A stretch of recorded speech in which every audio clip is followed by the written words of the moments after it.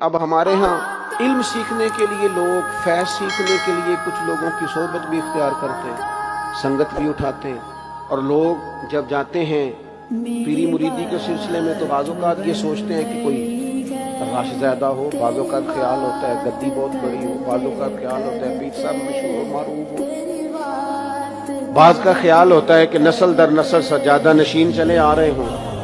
مختلف قسم کے لوگ لوگوں کے پاس جا کے بیٹھتے ہیں۔ داتا صاحب ہماری رہنمائی کرتے ہیں 1000 سال پہلے، اور ہمیں ایک نسخہ بتاتے ہیں۔ آپ فرماتے ہیں یاد رکھنا 3 قسم کے لوگوں کی صحبت سے اجتناب کرنا۔ اپنا ذہن بنا لینا کہ ہر جگہ وقت گزر سکتا ہے پر ان لوگوں کے ساتھ وقت نہیں گزر سکتا۔ حضور کون سے؟ فرمایا ایک تو غافل اور بے عمل علماء۔ ڈگری بہت بڑی، نام بہت بڑا، عمل کمزور ہے، ان سے اجتناب۔ میرے اسلاف فرمایا کرتے تھے بندہ زیادہ پڑھا لکھا ہو اور پھر بے عمل ہو تو اس سے مکمل بچو۔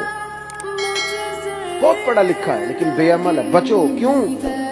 فرماتے تھے اس لیے کہ وہ اپنی بے عملی پر بھی دلیلیں پیش کرے گا کہ جب میں یہ کام نہیں کرتا یہ وجہ ہے، میرے پاس یہ گنجائش ہے، یہ رک سکتا ہے۔ داتا صاحب فرماتے ہیں بے عمل غافل علماء ان کی صحبت سے بچو، اور فرماتے ہیں ایسا فقیر جو حجرے میں بند ہو جائے اور حق بات اپنی زبان سے ادا ہی نہ کرے، تو کہ جی میں درویش ہوتا ہوں، میں تو نہیں بول سکتا، حکومت ناراض ہو جائے گی، فلانا ناراض ہو جائے گا، اقتدار والے ناراض ہو جائیں گے، میں نہیں کوئی ایسی بات کر سکتا، قوم پریشان ہوتی ہے تو ہوتی رہے، مہنگائی کا شکار ہے تو ہوتی رہے، غریبوں پر ظلم ہوتا ہے تو ہوتا رہے۔